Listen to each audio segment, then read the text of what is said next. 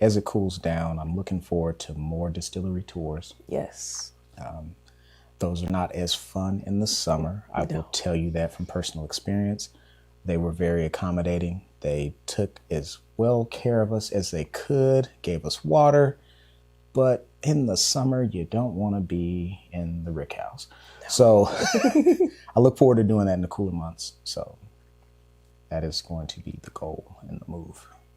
Oh, definitely. Get out there and get some more thief action. That is so cool. That is the experience to me. Like, if you can go to a distillery and actually thieve from the barrel, please get that experience. It is worth the money, whatever it is, for them to walk you through their expressions. If you can go to the rick house and get something out the barrel. Not everybody offers that, but if you get that opportunity, please take it. I think you will enjoy it and support local. Hi, and welcome to the Liquor Connoisseur. I'm Crystal. I'm Roger. Today we'll be reviewing our top pours of 2023. We've made it to the end of the year. Guess which pours are our favorite? Yeah, I'm excited for this one. It's been a long time coming. We've been building this episode since the beginning. So yeah. So out of all our pours and things we've tried throughout the year, we'll be going through our favorite ones. And I'll kick us off. Okay. All right. That's right. Let's start with Blackland Barrel Gin. Yeah. Barrel rested. Yeah, barrel rested gin. This was actually a distillery we went to over the summer. It's based out of Fort Worth, Texas. They make bourbons. I think they just came out with a rye. They've got vodkas. Gin, of course, like regular gin, but this one happens to be barrel rested. So, yeah. I love what the barrel does to a spirit. Oh, yeah. Which is why I chose this as a top pour of 2023. It was something I had never had before. I mean, we had owned that Rabbit Hole Bespoke gin. Yeah. But we had never tried it. So this was the first. Ooh, I like that. Mm-hmm. This was the first barrel rested gin that we had tried, and really just loved the notes. It doesn't have that juniper forwardness. The barrel meets that down a little bit. This is actually made with 13 botanicals and is rested in their own barrels. And the nose on it, immediately you can tell this is not your typical gin, or like it's amplified in flavor. I mean, the juniper is still there, but again, it's not overpowering. Yeah, knowing what I know now about them being able to barrel rest vodkas and gins and all that, it's difficult to go back.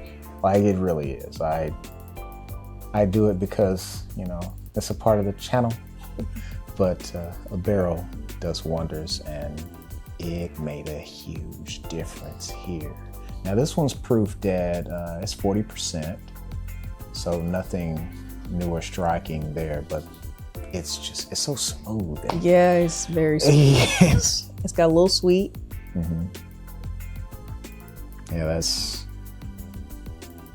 I like it a lot. It's one of the top gins for me. And it is made using ingredients from Texas. Sweet. All right, you ready to go for pick number two? Or pour number two. Since we're kind of in this space, let's continue with a similar trend here. So I'll switch it up a little bit and we'll go with a vodka, but this is a barrel finished vodka from Acre. Now, this one's proofed a little bit spicier. We're dealing with 54%, so 108 proof. Once again, you're dealing with very well-rounded vodka. So it's vodka, but barrel rested. I'm not sure on the months, but it works. I was so happy to see this when they say mix it with club soda. That works well. We did enjoy it that way, or on the rocks. which is just fine. What I'm about to do is just add the glass. So, Of course you are. yeah, I'm going to just add the glass right away. For both of these, as soon as you open them up, you get the nose and you're like, oh, this is going to be wonderful. And these have the synthetic corks. Yeah, so this lasts a little bit longer. If you remember correctly, From the last episode, I broke a cork and had to pivot a little. So you got to watch me fumble through that one. And that was, of course, a real organic wood cork. And these are not that, so shouldn't happen here. And again, just that barrel making changes to that vodka. So you're gonna get notes of that barrel. As well as, I mean, vodka's clean, neutral grain spirit, but this is just beautiful. It lingers and it's a nice little hug. This is perfect. I'm not going to hold you up. You can continue. I just want to make sure this episode will last forever if I just sit here and park on this one. All right. Well, next is one of my favorite tequila pours of 2023, La Gratona. Yeah. We recently reviewed this with you all, and it is just amazing. And its price point is about $55. Yeah. This distillery is all women. You can't go wrong with that. All women, quality tequila, additive free. Yeah, and that's a big plus for us. We're looking more into that space for cleaner spirits, no additives, because apparently they can do a lot. Even when they say it's 100% Blue Weber agave, they can add some stuff in there that is not a part of the normal process, just to make it sweet and cool and trendy, and they don't do that. So I greatly appreciate it. If I remember correctly, this one did not last an episode. It went pretty quickly. I don't even know if we had enough to cheers.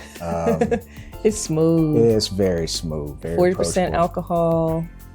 It's again one of my favorite pours. Yeah, and this is in line with a gift-worthy spirit as well. If you see this out in the wild, please pick it up. Your tequila drinkers are going to greatly appreciate that. Don't judge a bottle by its look. I mean, the Grosh cap here says a lot. It's simple design, almost like a flask. I think it kind of has I've showed this before, but it's a little semi-rounded at the bottom, like a hip flask. But unfortunately, because of how the label sits, you could blow past it and not know that it's La Gratona because you have to get close to it. But if you see a bottle like this, and this one is is this a rep? Yes. Yeah, okay, so it's a Reposado, and it looks closer to a Blanco, so that would fool you too. And that's because it's only aged for 8 months. Yeah. In Jack Daniels or Balcone barrels. Yeah, and so that great pick. Can't go wrong. 10 out of 10 on that one.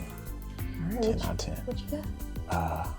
You want me to go now? Okay, I can do that. Well, I'm excited for this bottle because my first try of this was at the fundraiser, I believe. Yes, so this is one we have not reviewed with you all yet, but we will be reviewing in the new year. It's coming. This is a beautiful thing here. So Widow Jane Applewood Rye coming in at 46.5%, so 93 proof. When I tell you, you get the apple and spice out of this one, and I don't mean like in a fake synthetic way. This is very well balanced, and at its price point sitting at around, what we're talking? Probably around. Is it in the 50? Yeah, it's about in the 50 range. Well worth it. And Widow Jane's name in the bourbon space is picking up. I mean, it's starting to trend a little bit more. So this is also gift worthy because your bourbon drinkers are going to know what it is. Yeah, and it's made. This one is great. Made in New York. Yeah, that's pretty wild. I look at it, made where? Okay. But you try it and you're like, I see that this is going to be a winner. I look forward to cracking this and doing a full review. But we've seen it in the store, so we had to bring it here. Yes. Yeah. We didn't want to let that pass us by, because sometimes you try things at these events. Your distributors are there telling you about the bottles and things, and so we just, we knew it had to be here. And it took a little bit, but we finally found it. Yeah. We get lucky sometimes. Yeah. As we've mentioned, these are some of our top picks that we've reviewed with you all. Some of them we went out and about and found some picks. So we do get out of the liquor library. Yeah, we go to other libraries, mostly stores and distilleries, but we go other places. And yeah, this year we were fortunate to go to 4 distilleries. One of those you'll see in our first episode of 2024.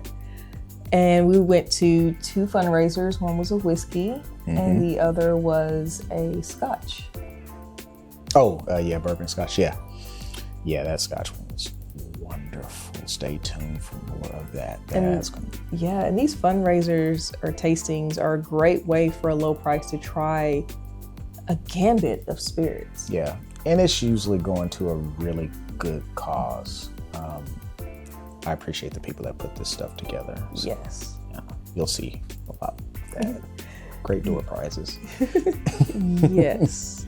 And one of the great things that I got to do on behalf of the Liquor Connoisseur this year was be a part of Pronghorn Spirit's Spirit Prep program that was sponsored by Discus.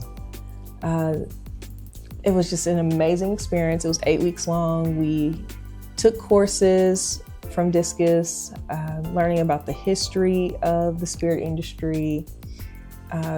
We had speakers speak to us from different areas of the spirit industry. It was amazing, and the experience ended with us going to New York for a few days and just going to corporate offices we went to Campari, we went to Remy Control. We had lunch with Bacardi. We ended the day with Diageo. And it was just an amazing, life-changing experience. And what Pronghorn does is they work to get people of color into the industry. And it's just beautiful what they're doing. And I highly recommend everyone check out their website, the work they're doing. It's amazing. It's helped me in my spirit journey and where I want to go with my career in the industry. You met some great people in your cohort. Oh man. Yeah, we're seeing a lot of them have wonderful channels, and we follow and like their stuff, and they do the same for us. It's a really good community. Yes. We will be connected forever. Yeah, that's wonderful. I like that. So our last bottle is one that, again, as we talk about getting out and about, one of the local spots we like to hang out at is Barkeep OKC. And they introduced us to Maggie's Farm. And this is a 50-50. This is they are out of Pennsylvania. Okay. And they blend rums. So they have their own in-house, but they mix it with other rums. This one's mixed with a Caribbean rum that is extra aged and molasses based. Their rum is cane based and pot stilled. And they blend those together for about 6 to 9 months so the flavors can mix. And it's just, of course, with it being rum, sugar based, it's sweet, but it's smooth. It is just an amazing rum. As I'm learning to get more into that space, this is really my favorite. They have other kinds. I've got even a coffee liqueur. I've had about 2 or 3 of their expressions, and all are amazing and backed up because they are a highly awarded distillery. Their expressions have won a lot of competitions. So that is our last top pour of 2023. Again, we will be reviewing that as well in the new year. Oh, it is 40% alcohol. Yeah, 40%. And the 50-50, this is labeled as a 50-50 dark rum.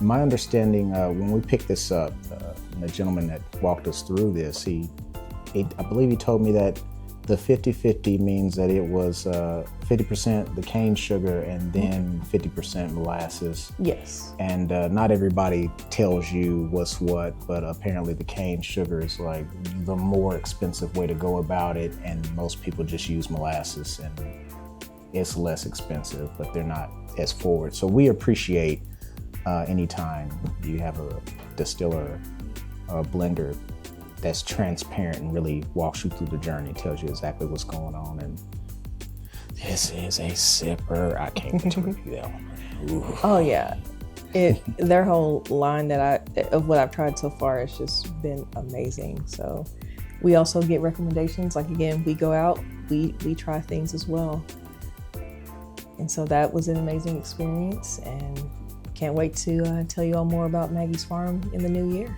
Absolutely. And this is another one that is gift worthy. Yes. Yeah, it comes in at about $40. Yeah. Actually, we gifted that this year. Yeah, we gifted one of these. So a dear friend of mine, that person's awesome. They know who they are. So yeah, this is definitely gift worthy. Yeah. So just again, with where we started with the Black Blend, this is about $30. Lager Tona's $50, well worth the price. Maggie's Farm, as we just mentioned, is $40. Again, another well worth it.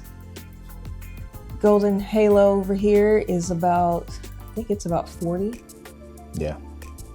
And the Widow Jane is about $50 to $55. These are all top picks. You cannot go wrong with any of them. Whether you want to ring in the new year with them, with family and friends, or share, they're just great picks to bring in the new year. Yeah, and I'm just glad we got to showcase these ahead of time, because I am excited for that. That's going to be wonderful in 2024. Yes, we have a lot of exciting things happening in 2024, and hope you guys will like, subscribe, and share to stay tuned in knowing what those things we have going on are.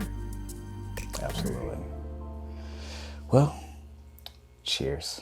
Happy New Year. Happy New Year. Cheers.